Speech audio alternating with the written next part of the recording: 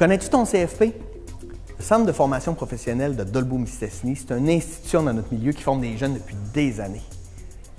C'est ici. Je me trouve là, puis j'ai décidé de te le faire découvrir. Suis-moi, on va te parler des admissions, on va te parler des programmes, on va te parler des services, tout ce que tu veux savoir. Viens-t'en!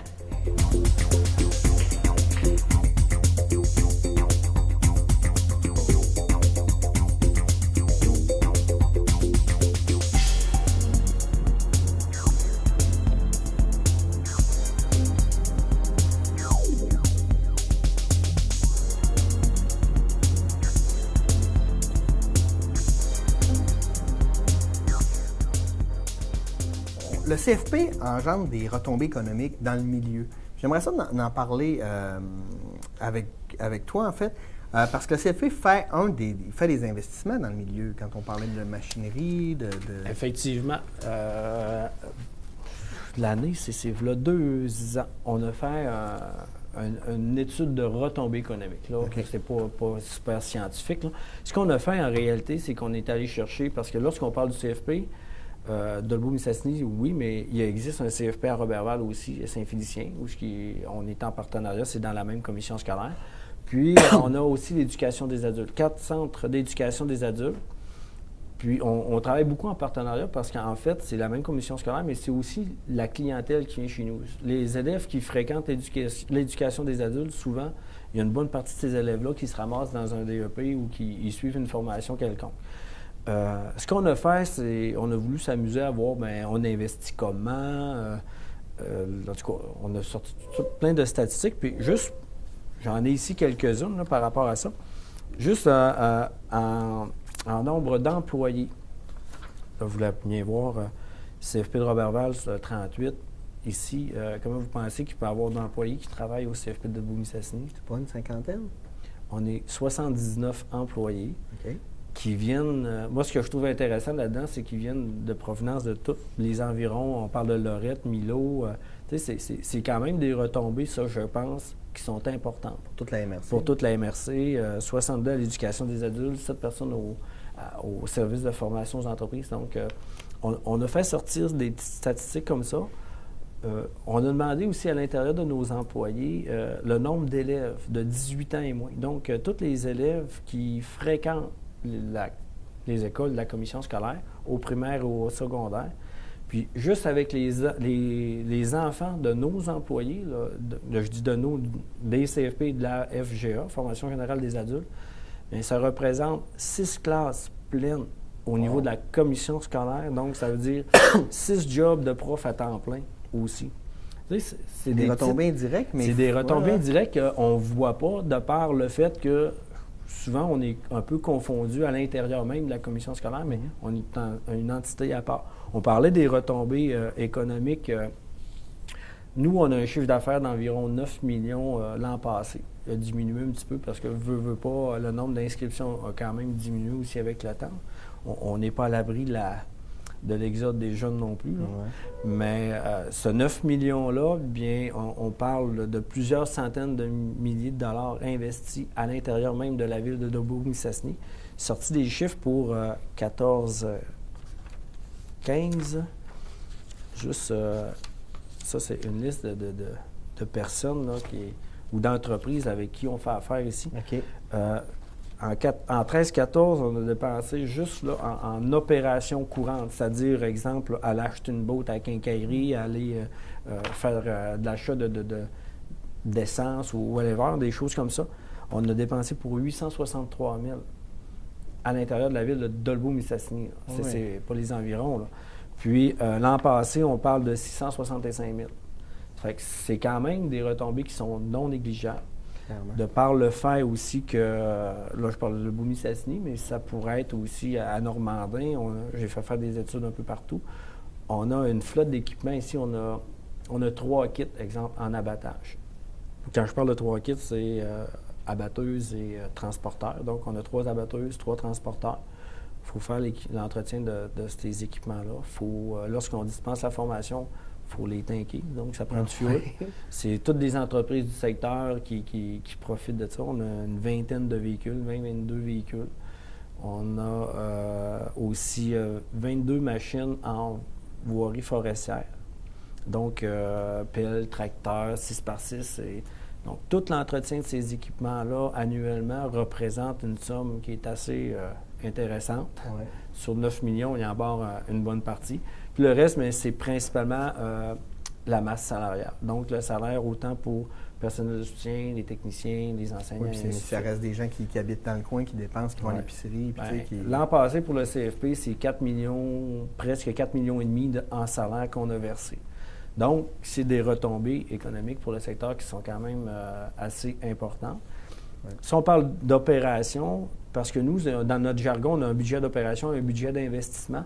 Bon an, mal an, c'est environ, je vous dirais, en moyenne de 6 à 800 000 $ par année qu'on a en investissement. Donc, ça nous permet d'acheter ou d'investir sur l'achat d'équipements, là. Ça peut être des boussoles, ça peut être des raquettes pour fournir des raquettes à nos élèves pour le cours en aménagement. Mais ça sert à acheter les abatteuses. Je vous disais tout à l'heure qu'on a acheté l'an passé un transporteur. Il y a 2 ans, une abatteuse. Comment ça peut coûter une abatteuse? Juste... ça a sorti à 685 000 avec la paie. OK. Donc, tu ne jettes pas trop dans ta même année et tu les entretiens pour pas qu'ils brisent trop et qu'on les ait longtemps. Mais en gros, c'est ça, mais je pense que, moi, juste de où je viens, je demeure à Albanel, ici, juste pour le CFP, on est 4 qui travaillent là. Dans les 4 personnes, on a 7 enfants. Donc, dans notre école primaire, je pense que c'est plus ça qu'il faut voir que juste monétairement. Oui. C'est toute la contribution. Il y a des entreprises qu'on dépense à peu près là, environ, je vous dirais, 150 à 175 000 $ par année en achat d'équipement ou en achat de pièces. Mais moi, je me dis que cette entreprise-là, si on ne serait pas là, à 150 000 par année, c'est une ou 2 jobs de moins qu'il y aurait dans... Oui, c'est ça. Je pense que ça a un impact qui est important, puis c'est plus ou moins... je pense que les gens ne voient pas ça de cette façon. Non. Oui, si tu mets ça en lumière, là, c'est vraiment intéressant. On parle aussi d'occupation du territoire, parce que vous êtes partout dans la MRC, là. Oui, effectivement. Partout. Nous, la chance qu'on a, c'est d'avoir des options sur le PRA régional, ce qu'on appelle en foresterie, particulièrement abattage, façonnage des bois. On est la seule commission scolaire au Saguenay-Lac-Saint-Jean qui avons ces options-là. Voirie forestière, abattage, façonnage. Donc, cette expertise-là nous permet de l'exporter aussi, entre autres en voirie forestière. On donne de la formation au Saguenay. C'est un prêt de carte, exemple, qu'on fait avec la commission scolaire du Saguenay. On est dans le Bas-Saint-Laurent aussi, dans le coin de Cozapscal, avec le Centre de foresterie de l'Est du Québec. Eux n'ont pas cette option-là, donc ça nous permet d'exporter nos formations là, comme ça. Présentement, on est en train d'avoir des discussions avec une autre commission scolaire un peu plus au sud, là, dans la région de Québec. C'est différentes ententes comme ça qu'on fait. Dans le fond, ça nous permet, ça permet peut-être aux élèves de ces régions-là de faire un métier qu'ils ont envie de faire, ça fait peut-être belle lurette, et de limiter les coûts là, pour eux. Pas de frais de transport, pas de frais d'hébergement, et ainsi de suite. Et l'inverse est aussi vrai. C'est-à-dire qu'on emprunte, par exemple, des cours en santé de la commission scolaire du Lac-Saint-Jean. Donc, on offre des cours de santé ici à des élèves, à des jeunes de notre secteur qui, eux, vont chercher un métier, se qualifient, puis ça leur évite de se déplacer là, à l'extérieur de la région, et ainsi de suite.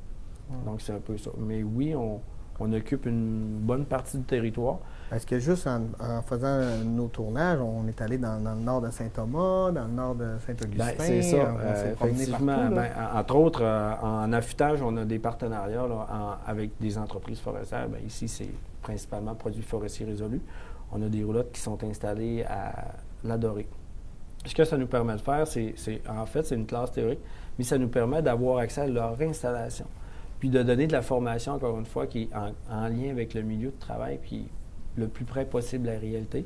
On réalise des travaux forestiers pour résoudre encore. On est dans le secteur, comme vous disiez, de Saint-Thomas. On est dans le secteur du lac Castor, ici, sur la ZEC. On a des ententes aussi avec la MRC où on réalise certaines coupes forestières. On fait du chemin.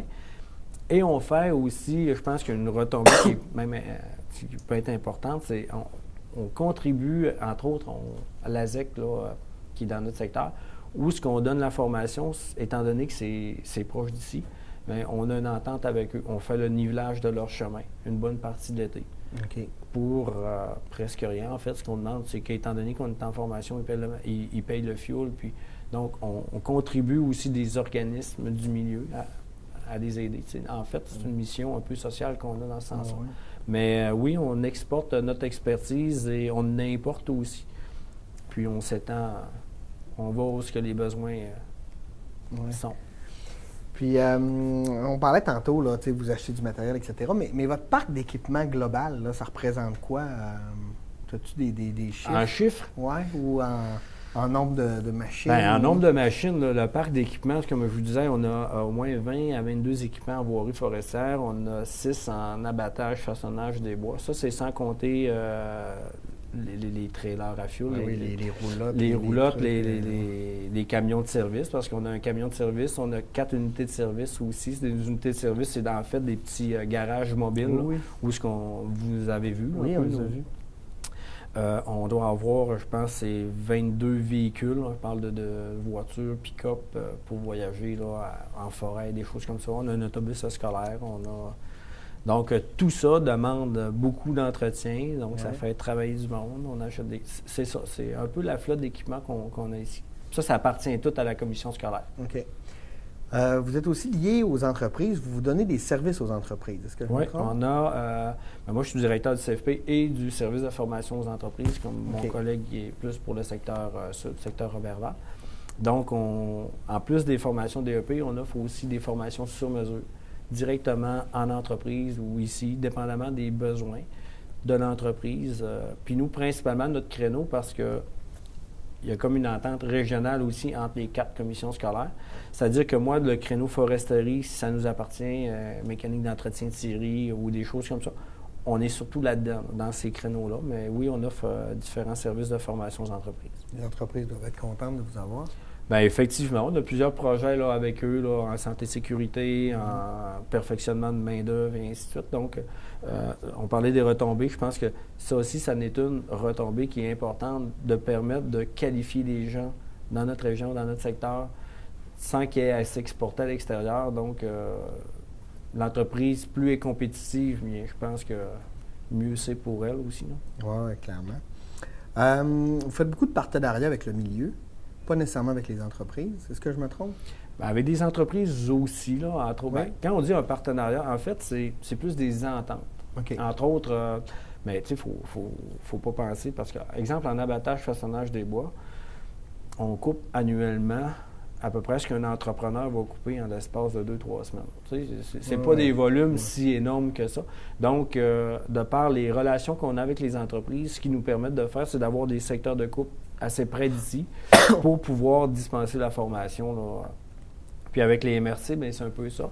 Entre autres, on a développé certains pics, là, certains bancs d'emprunt. C'est qu'on a dégagé du matériel. Nous, ça rentrait dans le cadre de notre formation. L'avantage qu'on a, c'est que c'est à côté d'ici, c'est pas tellement loin, donc ça minimise nos coûts. Puis en même temps, bien, on travaille pour le milieu. On demande le matériel, ça fait partie de nos formations. Puis eux, bien, s'en servent pour les municipalités avoisinantes et ainsi de suite. Donc, c'est un peu du donnant-donnant. L'entretien de chemins forestiers, comme je parlais tout à l'heure, c'est un peu ça, les partenaires qu'on a avec certains types d'entreprises. On parlait de porte ouverte aussi sur le lac tout à l'heure. Oui. Par ensemble, tu sais, on a... Oui. Vous donnez beaucoup dans la communauté. Dans la communauté. On a certaines activités. Entre autres, on est partenaire du tournoi midget CFP. Ça fait déjà, je pense que ça va faire notre 10 ou 11e année. On va remettre là, cette année, encore une fois, un montant de 3 500 $ au hockey mineur. Nous, notre contribution est plus élevée que ça. L'an passé, on a dû investir environ. Quand je dis investir, c'est en objets promotionnels, en accompagnement là, au comité organisateur. On a investi près de 5 800-900 $. Exemple, on donne un petit quelque chose. L'an passé, on a donné une tuque à l'effigie du CFP à tous les joueurs qui ont passé. Fait que pour nous, c'est de la promotion. On rencontre les élèves aussi à chaque début de première partie qu'ils font. On va rencontrer les élèves. On fait la promotion de nos options. On offre même un crédit d'inscription aux élèves qui fréquentent le tournoi midget et qui viennent faire un DEP et qui réussissent le DEP. À la fin du DEP, on remet l'équivalent du montant d'inscription. Là, donc, c'est un peu un partenariat. On parle aussi, on est, je dirais pas commanditaire, mais on est partenaire avec l'équipe soccer locale qui fait des représentations régionales. Ce qu'on a fait, c'est encore une fois dans le but de promouvoir notre image. On a fourni des chandails cette année, pour les 3 prochaines années. Donc, lors de l'ultime match à l'extérieur, bien, c'est l'image du CFP de Dolbeau-Mistassini qu'on voit. Tu sais, c'est des partenariats comme ça. Puis, ce qu'on trouve intéressant, c'est que c'est une clientèle jeune qui peut-être notre future clientèle. Donc, je pense que c'est un bon retour là, pour le milieu en tant que tel. C'est génial. J'aimerais terminer en vous posant la question, ça fait combien de temps que vous êtes directeur au CFP? C'est ma 3e année, mais avant, j'ai été 4 ans directeur adjoint, mais ça fait 18 ans que je travaille ici. OK. Et de quoi, depuis que vous êtes ici, là, de quoi est-ce que vous êtes le plus fier? Bien, je pense que de par la vision qu'on avait, parce que je ne suis pas tout seul là-dedans, on est une équipe de direction, là. Moi je suis le directeur, pas tout seul à faire ça. Où est-ce que je suis un peu le plus fier, je pense, c'est d'avoir garanti certaines emplois.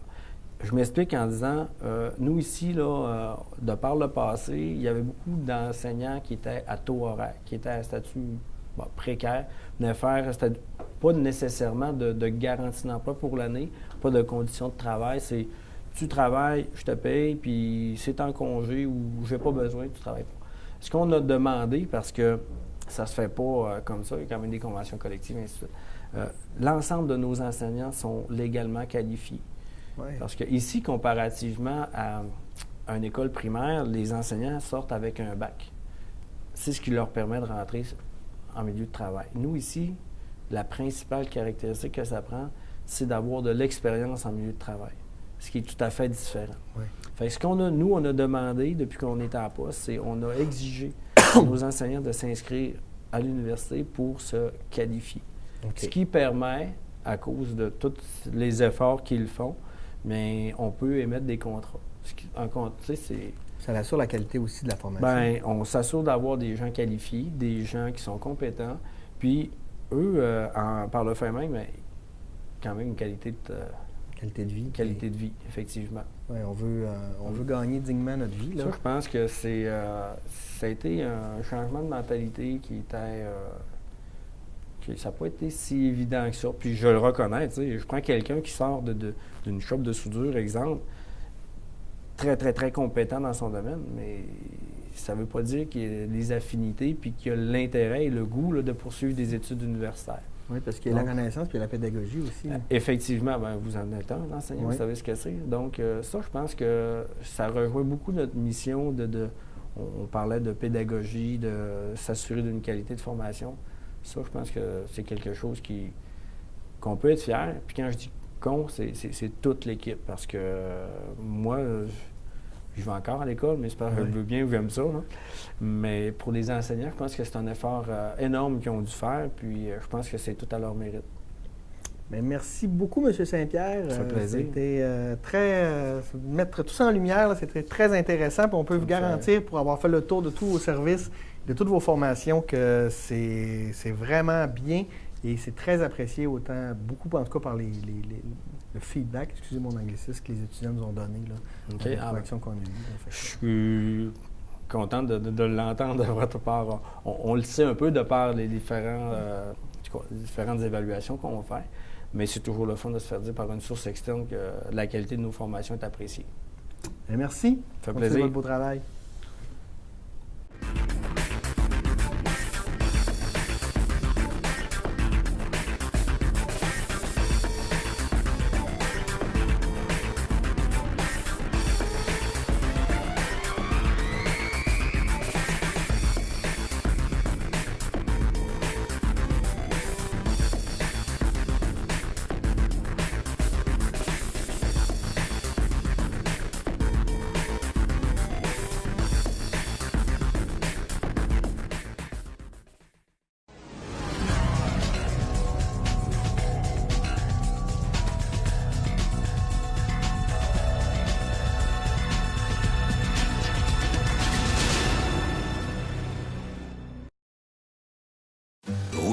jusqu'au bout de la route.